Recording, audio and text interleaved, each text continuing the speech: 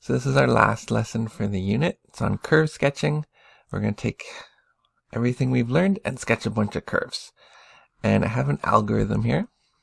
There's things you want to go through to make sure you check. For example, we have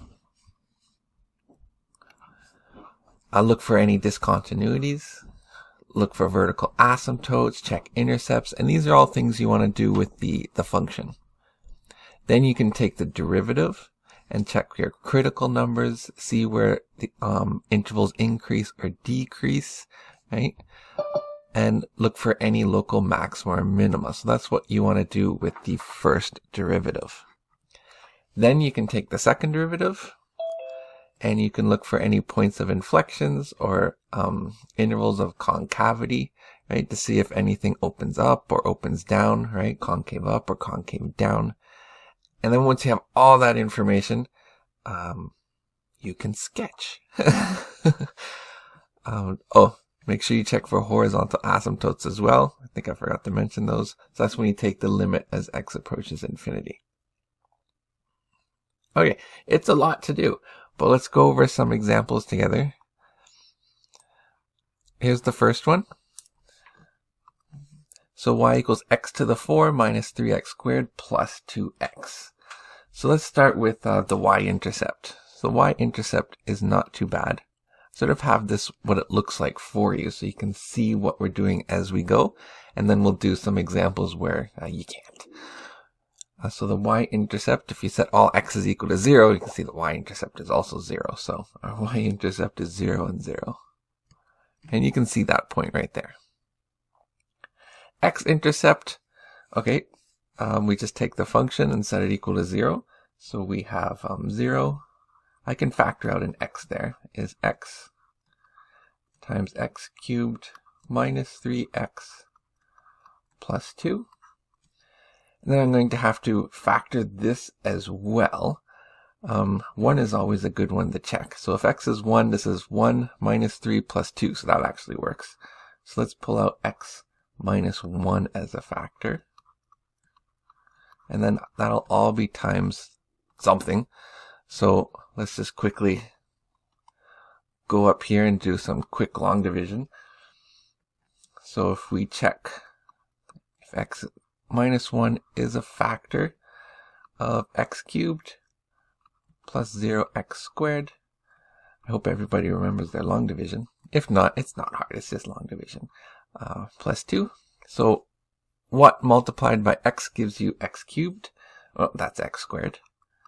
So x squared times x gives us x cubed.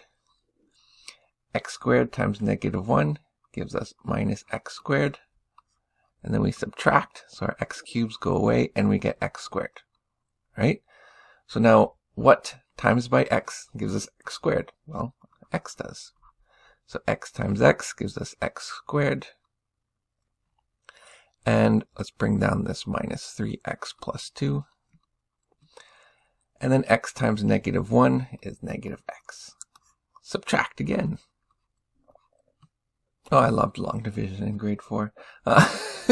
Minus 3x, subtract negative x, so plus x gives us minus 2x. Bring down the plus 2. And then what times x gives us minus 2x, so that's negative 2. Right? And that's going to give us negative 2 times x is minus 2x. Negative 2 times negative 1 is plus 2. So remainder of 0, which you should get since we know x minus 1 is a factor. So we still have this x squared plus x minus 2 in here. And that's fairly easy to factor. So now we have 0 equals x times x minus 1. And we can factor this trinomial in here to give us x plus 2. And another x minus 1. So we have 0 equals x times x minus 1 squared times x plus 2. So we have 3 x-intercepts. We have 0, we have 1, which you can see here, and we have negative 2, which you can see here. All right, next thing if you were to check the algorithm is, are there any discontinuities? Nope. It's a nice polynomial. Simple, no discontinuities, no vertical asymptotes. We found the intercepts. All right, let's move ahead and find the derivative and see if we can locate any critical numbers. All right, so the derivative, dy by dx, is going to be 4x cubed minus 6x plus 2, and that equals 0. All right, we're going to set that equal to 0 to look for any critical numbers. And here we have another cubic. For some reason, I really wanted you guys to do long division. I guess we haven't done that yet at all this year. So check 1. 1's a good one to always check. 4 minus 6 plus 2. Yeah, 1 works. So we can pull out an x minus 1. Okay, you can do long division again. I'm not going to do it again for you. I'll just tell you. We get 2x squared plus 2x minus 1, which equals 0. This is not something nice that you can factor. You're going to have to use your quadratic equation. And so we get x equals 1 as a critical number. We get x equals about 0.37. See, not a great number to factor. And x equals minus 1.37. So those are our critical numbers, which could lead into maxima or minima. And you can do the first derivative test to see if they're increasing or decreasing on these intervals between all these values. Okay, but we know we have critical, well, these are critical numbers. So x equals 1, we have right here. Okay, so you can see you get a horizontal tangent there. At 0.037, you get a horizontal tangent there. And minus 1.37, a horizontal tangent there. And again, you can do the first derivative of the test to see if they're increasing or decreasing on these intervals to see if you get a maxima or minima here, here, and here. But we don't need to, because we're going to go ahead and do the second derivative test instead. So let's do the second derivative test. So we're going to do d squared y by dx squared. And we get 12x squared minus 6 equals, oh, having trouble writing, minus 6 equals 0. All right, so solving for that, you get x squared equals 1/2, or x equals plus or minus root 2 over 2. Or 1 over root 2, whichever you prefer, which is approximately equal to plus or minus 0.71. All right, and so we have possible points of inflection that we're going to have to test. You have to do one of them. You have to either do the first derivative test or the second derivative test. A second derivative test is usually easier.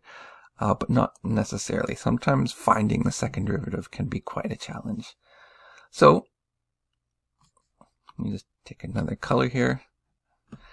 So let's test when x is less than negative 0.71. I'm just going to write over top of the graph because I'm running out of room. Let's test when x is between negative 0.71. and positive 0.71. And let's test when x is greater than positive 0.71. So if you plug a number less than this back into our second derivative, you'll see that our second derivative is greater than 0. What does that mean? It means it's concave up. If you try a number in between these values, like 0, right? 0 is certainly an easy one to try, right? You obviously get a negative number here. So, second derivative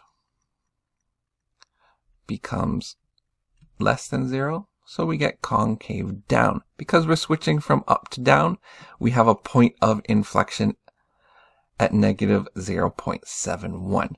And you can plug negative 0.71 back into your original function to figure out what the actual point is. And you get the point as negative 0.71 and negative 0.4. 0.41. So somewhere over here, we have a point of inflection. Next, test any values for x greater than 0.71, and you get the second derivative to be greater than 0, meaning it's concave up. And since we're switching from down to up again, we get another point of inflection. And you can test the coordinates, right? Plug in your x value back into the original function, and we get a y value of 0.16. So that would be somewhere in here. All right, now we didn't need to do our first derivative test because we know before this point we're concave up, so we're going concave up here. So we know that that point is therefore a minimum, a local minimum.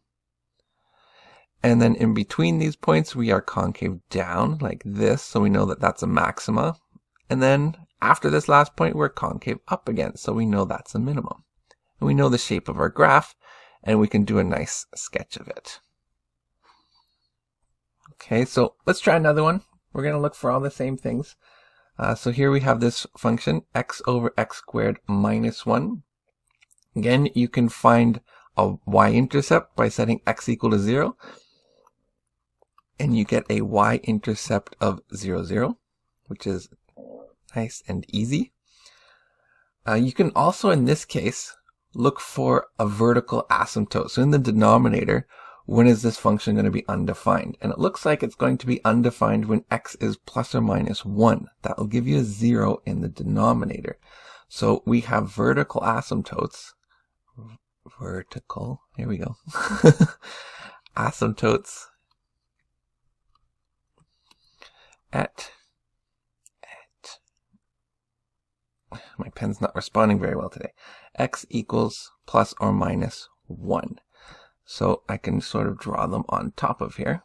So here's one vertical asymptote, and here's the other vertical asymptote. Okay, then what you could do is you can see how the function behaves near those asymptotes. Okay, so I have this drawn already as a guide, but we'll see how this works if we were to do it. So remember, you have certain intervals, like the limit as x approaches -1 from the left for our function. Okay, so we want to know, as x is approaching this asymptote from the left, is it going to go to -infinity, or is it going to go to positive infinity? That helps us determine the shape of our graph, which direction it's going in. So if you do that, you can take a number very, very close to -1 on the left, like -1.001, and you can plug it back into your function, and you'll determine that it's blowing up negatively. So this is going to equal a -infinity. Okay, and you can do the same thing as x approaches -1 from the right. So take a number very, very close to -1, but on the right, like -0.999. And if you do that, you'll get a very large positive number. So you know that's approaching positive infinity. So this tells us that over here, the function's approaching the asymptote below, and over here, it's approaching that same asymptote from the right, going up to infinity. And we can do the same thing for the second asymptote. We want to figure out the limit as x approaches +1 from the left for the function. So take a number just to the left of that asymptote, like 0.999. And you'll see it approaches -infinity. And do the same thing for the function as x approaches +1 from the right. So a number like 1.001. And you'll see that approaches positive infinity. All right, so we know that it approaches here, here, here, and here, which is a great start. So next what we can do is we could also look for any horizontal asymptotes. So to do that, we're going to find the limit, more limits, as x approaches infinity from either the right or the left of this function. But I want to pull out the largest factor of x. So on the top, it's just x. On the bottom, I will pull out an x squared, which means I end up with 1 minus 1 over x squared. Right, so this bracket, as the limit of x approaches infinity, just becomes 1. But then we're left with x over x squared, which is the limit of x approaches infinity of 1 over x, which is 0. So that means we have a horizontal asymptote right here at y equals 0.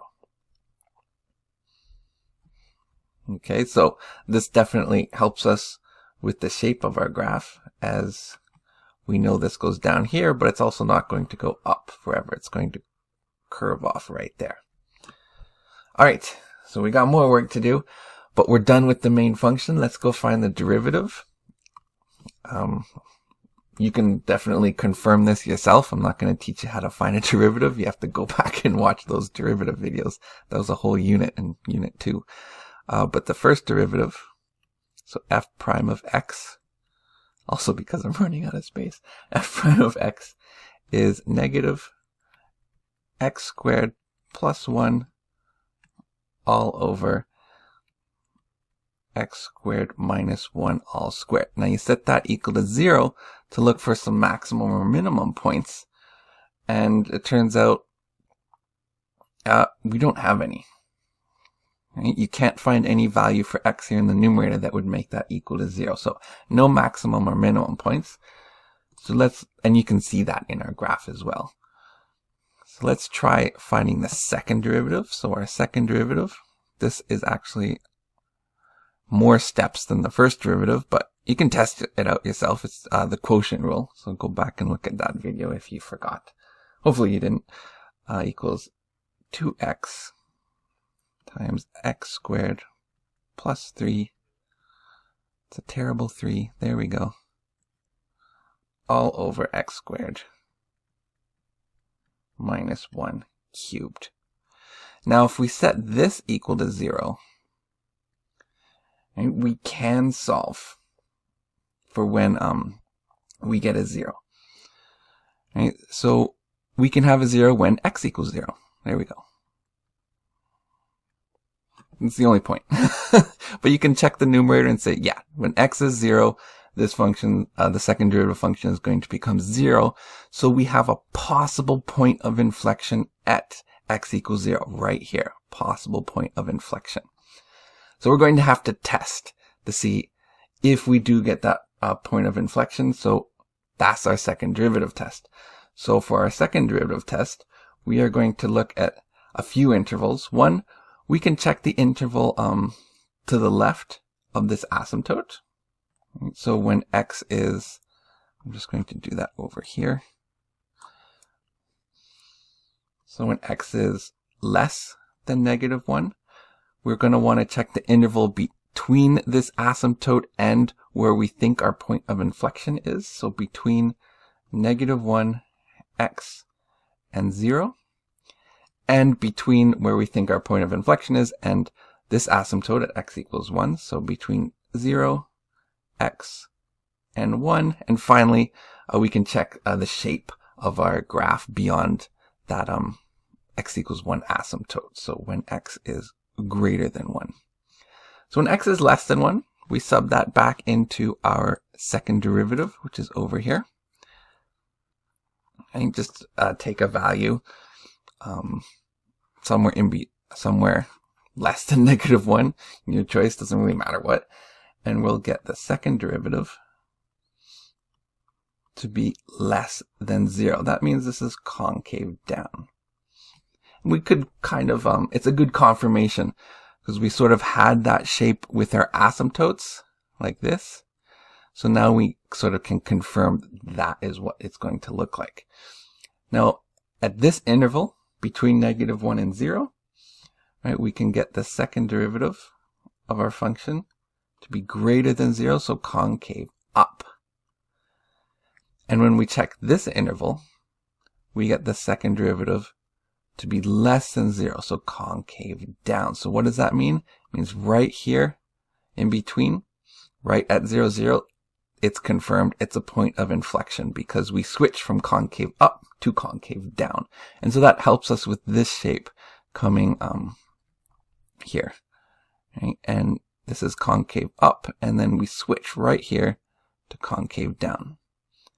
Notice that because the first derivative didn't show any maximum or minimum points, this does not turn into a horizontal tangent before coming down. Okay, so make sure you don't draw it like completely horizontal like that. And then you can confirm this last shape where x is greater than 1. Check the second derivative of x, and we get it greater than 0, so it is indeed concave up. So it should look like this. All right, so our next example, right, we have I used the algorithm for curve setting to sketch this graph. It's a polynomial, which is nice because you can immediately know the domain exists everywhere. You know, there's no vertical or horizontal asymptotes, so there's a lot we don't have to worry about. What we can do is start by checking to see if what the y-intercept is, for example. If we set x equal to 0, well, that's easy. All the terms go to 0, so we get a y-intercept at 0, 0. Right, which actually isn't labeled here, so I'll just put it there. There we go, our y-intercept. Y-intercept. We can check the x-intercept by setting the function equal to 0. And you don't have to do long, it looks like you might have to do long division, but you don't. You can just factor out 1x, so you get x times 3x squared plus 2x minus 5. And that actually factors nicely. I'm actually going to put a negative x, sorry. So then we're left with negative x times 3x plus 5 times x minus 1. So you have a few x-intercepts, right? You have x equals 0. That's an x-intercept. You have x equals negative 5/3. That's an x-intercept. And we have x equals 1. That's also an x-intercept. So we have here, there, same place as the y-intercept, and here. All right. That's all we need to do with the function in this case. So the next step would be to find the derivative. So the derivative is going to equal minus 9x squared minus 4x plus 5. And we're going to set that equal to 0 to test for any maxima or minima points.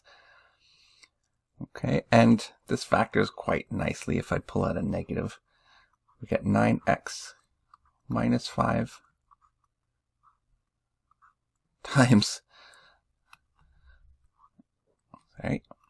x plus 1, and that equals 0. So we have two critical numbers here. We have 5/9 and negative 1. Okay, and you can plug those numbers back into the original function to see what the y coordinates are. And you'll get this one, negative 1 and negative 4. And 5/9 is about 0.6, so you'll get this one as well. But we still don't know if those are a maxima or a minima. So what we're going to do then is find our second derivative. So our second derivative is going to equal minus 18x minus 4 equal to 0. So if we solve for x there, we just get x equal to minus 2/9. All right.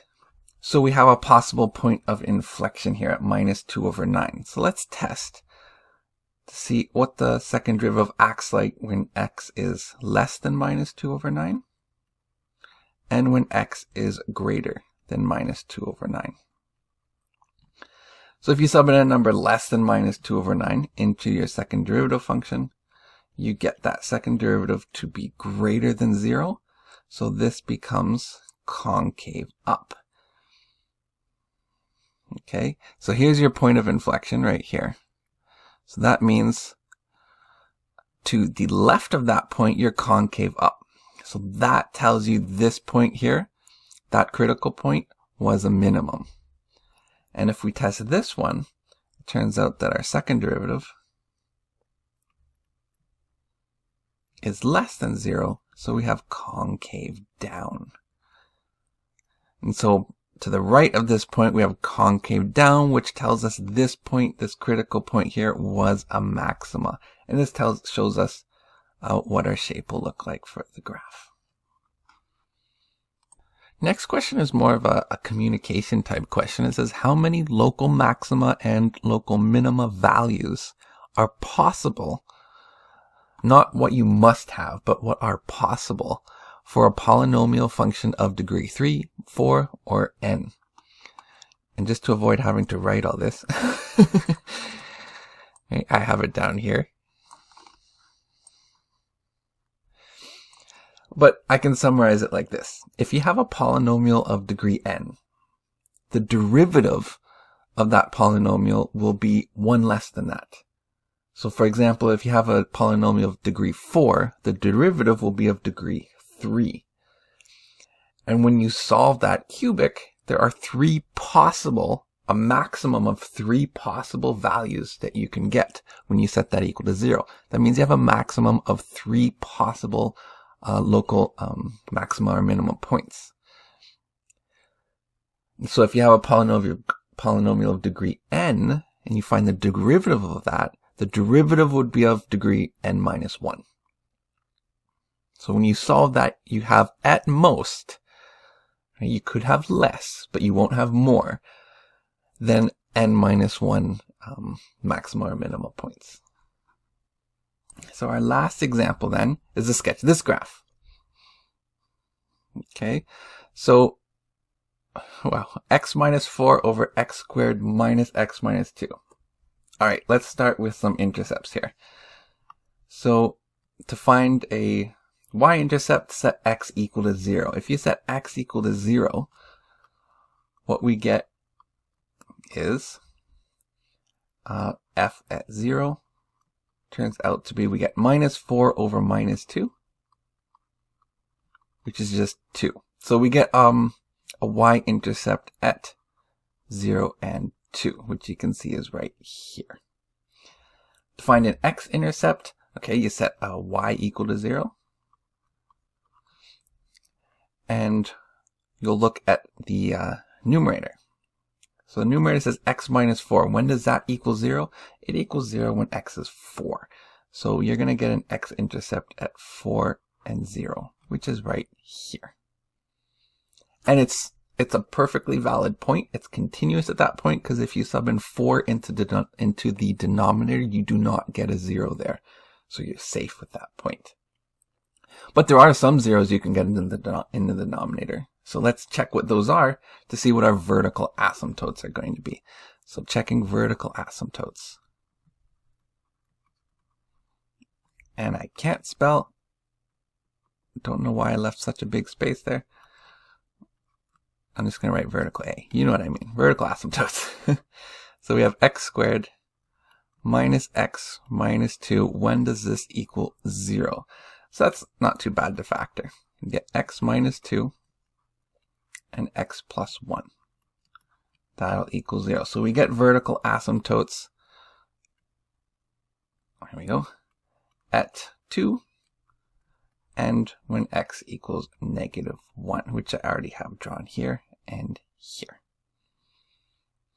All right. Horizontal asymptotes. So to find the horizontal asymptote, we're going to take the limit as x approaches infinity of this function. But I'm going to pull out the highest order of x. So the first one, I'm going to pull out just x. And so we get 1 minus 4 over x. Do the same in the denominator, but the highest order is x squared. So if I pull out an x squared, we get 1 minus 1 over x minus 2 over x squared. So when I take the limit of the brackets, we're just left with 1. And then x over x squared, we're just left with the limit as x approaches infinity of 1 over x, which is 0. So we do get a horizontal asymptote at y equals 0. All right, so that's all we're going to do with the main function. Let's find the first derivative. And again, I'm just going to show you what this is. You can double check it for yourself to make sure it works and to make sure I haven't messed up. But I'm pretty sure I haven't. So we get x squared plus, if I can write a plus, there we go, 8x minus 6 all over x squared minus x minus 2 squared. So if we set that equal to 0, we can look at the numerator and see, okay, when does this equal 0? It doesn't factor nice, so you're going to have to use your quadratic formula. And you're going to get those values of x to be approximately 7.2 and 0.8. So those are our values of x. Okay, and you can see 1 is here, and you can sub this back into your original function to see what the y coordinate is, and the other one is here. So these are possible local maximum and minimum points. Okay, that's where the horizontal tangent, that's where the tangent will be horizontal. Okay. All right.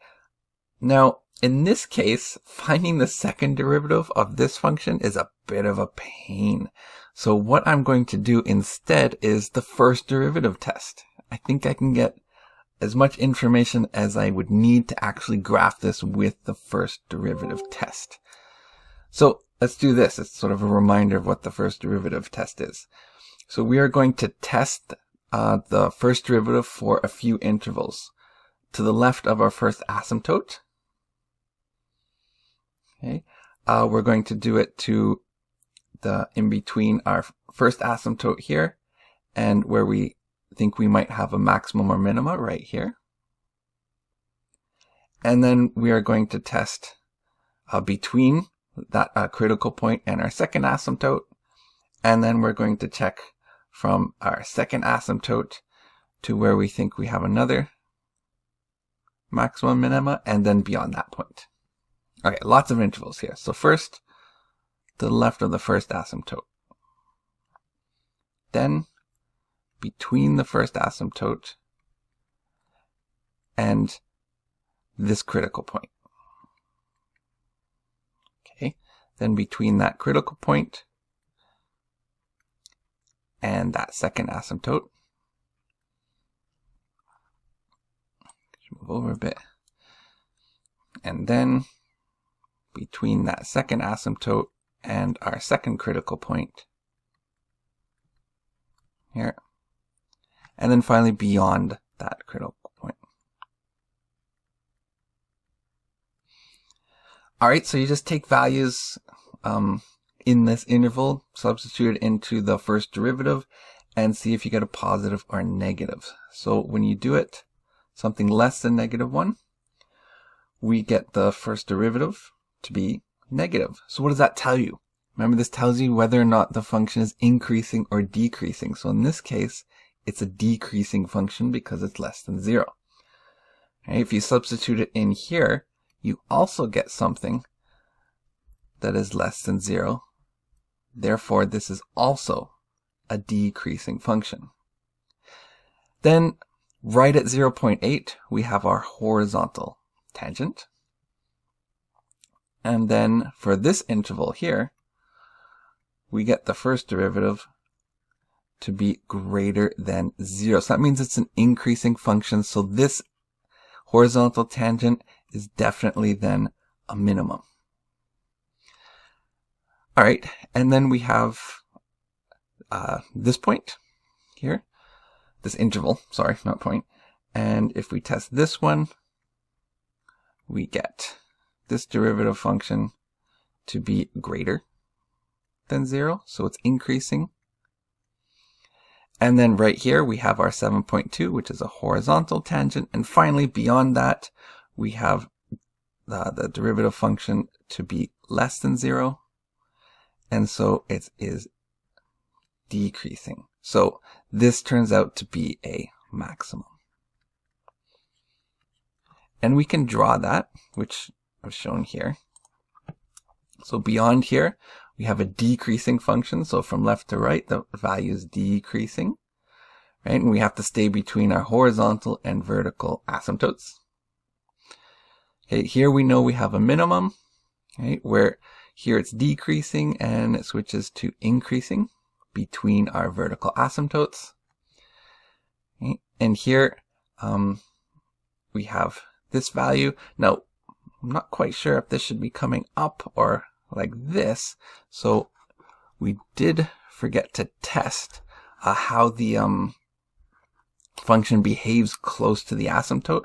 So just a reminder here, you can test that by finding the limit. So this one here is 2.